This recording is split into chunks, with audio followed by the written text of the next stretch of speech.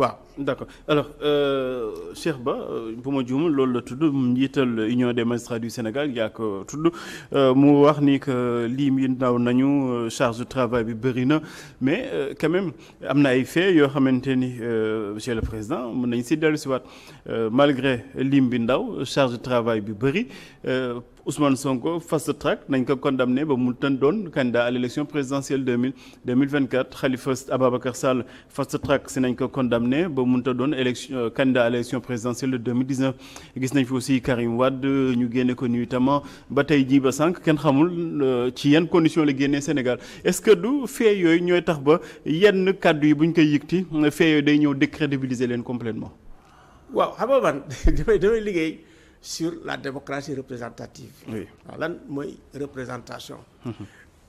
ci suñu mandat la bokk. et puis am nañ une expérience quand même de l'observation des élections bu yàgg. kooku ñoo ko fi jëkk a def fii Sénégal. oui te am nañ expérience aussi xool ni bu fekkee ne nit war na bokk te mu am si tu veux popularité te bokkul yi muy indi. jafe-jafe yi muy indi moo tax ñu ne par principe.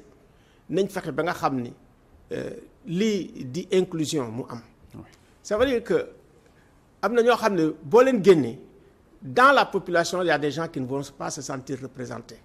donc loolu moo tax ñu koy wax voilà mais loolu moo tax ma naan attention def nañ ko temps yi Karim Wade. temps yi comment dirais-je Khalifa Sall. temps yi Ousmane Sonko aussi wax nañ ko donc loolu daal principe bi laa wax. war nañ ko moytu. nañ ko moytu c'est vrai en dernière instance kii nga xam ne mooy conseil constitutionnel. moom moo am kàddu. mooy wax. suñu conseil constitutionnel nag wax dëgg yàlla naw nañ ko bitim réew. naw nañ ko ba nga xam ne dañu créer le prix Mamadou Badio Camara. mu conseil constitutionnel wax ngeen ko fi lu ne jamonoy 2011. waaw ñun kay lépp lu ñuy wax pour ñu jëm kanam la. lépp lu ñuy wax amul justice boo xam ne elle est parfaite. oui. Tous les juges ne sont pas parfaits mais man je suis convaincu d'une chose la majorité écrasante des magistrats du Sénégal c'est des gens compétents c'est des gens loyaux et puis c'est des gens yoo xam ne dañu intègre. mais léegi nu ñuy expliquer ci fast track justice bi indi condamnation pour Karim Wade fast track mu indi condamnation pour Khalifa Ababacar Sall indi ko aussi pour Ousmane Sonko ba ñoom ñëpp mënuñu bokk ci élection présidentielle ñu gis lu mu tudd Barthélémy Diaz appelam bi traîné dure pratiquement 10 ans ba mu fësalee ses ambitions ñu indiwaat boobu les procès tegaat ko sur la place publique est-ce que du yooyu les faits ñooy tax ba ñenn ñi jàpp ni que justice bi critique yi leen nit ñi di wax mooy que lu ñu bëgg nekk dañ siy nekk bu ñu bëggee mu gaaw day gaaw bu ñu bëggul mu gaaw aussi du gaaw. xam nga aussi pouvoir yi ci idée en place. dañ ci jouer tam. oui parce que bi nga xamee ne Barthélemy bon mi ngi nekkoon temps yi Abdoulaye Wade ci la newoon prison. kana ko génne du Macky Sall dugal ko biir assemblée nationale. oui musu ko ci génne. bien que xam ne li fa ne yëpp. musu ko ci génne donc de mon point de vue sur la question de la naka lañ koy waxati sax de l'élégance républicaine il y a quelque chose qui est là mais man lenn laa xam ne moom lay tiital Sénégal toujours mooy nga jël pouvoir bi rek buggu détruire la carrière politique de quelqu'un waaw la destruction de la carrière politique nga xam ne dootoo bokk c'est terminé alors que ñun ñi bugg nañ la am na ñoo te liggéey nga quand même Bart kenn mënu ne liggéeyul Dakar ak loo munti wax nag liggéey na Dakar niñ ko génnee tamit man dama ko ŋaññi waaw loolu moo tax ma ne c'est que le côté partisan et arbitraire war nañ ko xool pour ëllëg. te pourtant ci justice lañ sukkandiku justice bi nga xamante ni moom le président de l'union des magistrats di jéem a peindre comme ay nee naa la justice bi ay saint du man ay décisions yi muy jël yépp d'accord je m'y soumets parce que c'est comme ça c'est ça mais li ma d'accordul ci justice bi dama koy wax je m'y soumets parce que quand même état de droit mooy doxee noonu voilà justice bu jëlee décision mu neex la naqari la décision bi noonu la léegi nag bu fekkee ne tamit yow d'accord ci décision bi. xanaa président xanaa âge bi moom moo tax nga bu ma ko mënee tuddee noonu assagiru parce que justice taxaw na fi ni Abdoulaye Wade candidat la nga taxaw xeex ba génn boîte vocale. non pourtant troisième mandat. oui foo ko xam ne teg nañ ko te c'est inconstitutionnel xeex naa ko. troisième mandat bi bu Macky Sall bi sax moo ma booleeg Macky. li xeex troisième mandat Macky. oui moo ma booleeg Macky mais teewul. oui Macky des fois day respecte sama position di ma déglu. waaw c'est la réalité. d'accord alors ci wàllum démocratie ak li nga xamante ni mooy seen rôle société civile bi lan la pourquoi à chaque fois ngeen di am ay jafe-jafe ak ay pouvoir amoon ngeen fi ay jafe-jafe ak Abdoulaye Wade pratiquement ak Macky Sall pratiquement aussi ak pouvoir bi am ngeen ci ay quelques jafe-jafe lan la dañu comprendre wul seen mission wala parfois aussi seen mission yéen seen bopp yéen ko comprendre wul lan mooy jafe-jafe yi. ñun comprendre nañ suñu mission bu baax quand même ku mel ni Alioune Tine nga xam ne tu es 50 ans dedans tu as travaillé avec tous les pouvoirs voilà en Afrique et ailleurs dans le monde. mënu ma ne ko xawuma li may def xam naa ko bu baax a baax. te bés bu ne damay gëstu man je suis un éternel étudiant. pour ku ma xam. voilà te pouvoir yi la. c'est que pouvoir. soo ci nekkee ba toog ci rek da ngay fiir te it doo accepter ay critiques.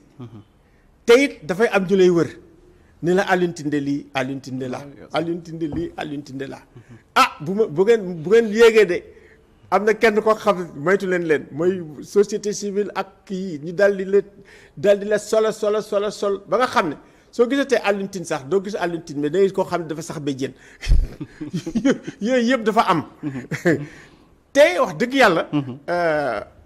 waxuñu fii lu graaw kii di Sonko waxuñu fii lu graaw kii di président Diomaye mais li nga xam ne xalaat nañ ko ci seen gouvernance dañ koy wax te loolu dafa baax parce que loolu mooy jëmale kanam Sénégal su fekkee ne yow ñi la wër dañ fi nekk di la xalamal ak di la riitil ak di la wax lu la neex rek mais vraiment ñun bokkuñu ci loolu ñun vraiment des professionnels de haut niveau au niveau dans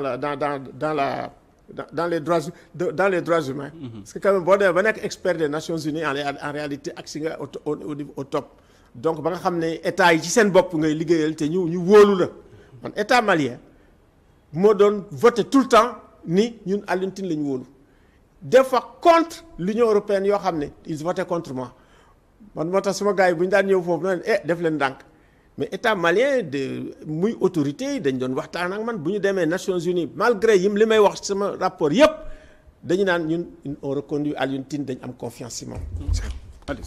waaw. alors foofu sax nañuy daanale ci wàllum société civile boobu la tey jii aussi ñenn ñi jàpp ni da ngeen bëgg exercer le pouvoir te yoroo leen pouvoir ñenn ñi jàpp ni aussi ngeen baal ma ci dénomination du man maa ko wax que ay maîtres chanteurs ngeen. gis nga société civile. boo liree Rosan Vallon dafa am la démocratie gouvernementale. mais dafa am aussi la contre-démocratie. contre-démocratie en réalité mooy ñi nga xam ne toujours xam nga ce qu'on appelle la démocratie représentative c'est une fiction politique. dañuy yeewu ni yéen ñëpp voté leen ngeen voté ñu ne léegi ñii ñoo leen fi nekkal. fiction boobu moo tax sax muy dem mais en même temps démocratie du élection rek démocratie aussi li ñuy wax mooy démocratie participative démocratie aussi mooy nan la ñuy def le contrôle citoyen mu ne fi muy budget yi muy li nga xam ni aussi mooy droit de l'homme lii muy environnement lii muy développement muy lii leneen te société civile dafa bokk ci li ñuy wax le modèle libéral ñoom dañ ci bokk dañ ci fa comme institution soo demee Nations Unies man bi ñuy am suñu kii aux Nations Unies le statut consultatif aux Nations Unies man maa demoon New York mais xam nga ñan ñoo ñu dimbale jàppale ñu. mais c'est les diplomates sénégalais c'était du temps de Wade ñoo ñëw dem seeti seen diplomates yi en Algérie feneen ni ñi suñu société civile lañ jàppaleen leen. ça veut dire dañu bokk boo demee Union africaine da nga leen fa fokk dañu bokk boo demee CEDEAO da nga leen fokk ñu ñuy bokk donc au niveau national su fekkee da nga non négliger sa société civile te sa société civile ak partenaires yi nga am état bi ñoom dañ cee bokk looloo tax ñu leen di mosal maître chanteur xaw ma man xaw ma sax luy maître chanteur parce que lépp lu ñuy bind dañ koy documenter dafay leer. mettre la te pression des fois mettre la pression pour ñu dugal leen ci yenn institution yeeg yenn yi ngeen noppi. man sax dama màgg pour. non pas yow personnellement mais la société civile. franchement ñun damay wax rek vraiment globalement au Sénégal suñ société civile bi ñuy am. amu ci aussi politisation. ak jeune am na mais ça très sincèrement ci du may gis c'est vraiment très marginal c'est très marginal mais fii la majorité yi nga xam ne c'est des gens crédibles soo demee au plan international au plan africain boo demee Y'en a marre dañ la ko da nga leen di xam boo demee activistes da nga xam les organisations de femmes dañ leen di xam et cetera et cetera organisation yu bëri te référence lañ dama koy wax encore Diomaye ak Sonko vous avez une bonne société civile qui est une référence aussi bien en Afrique que dans le monde donc boole leen ci li ngeen di def notre presse c'est une bonne presse avec une référence aussi dans la sous-région boole leen ci li ngeen di def voilà yow moom mooy sama ay recommandation dañuy tëj si li ñuy tëjee nag mooy sànq maa ngi koy junj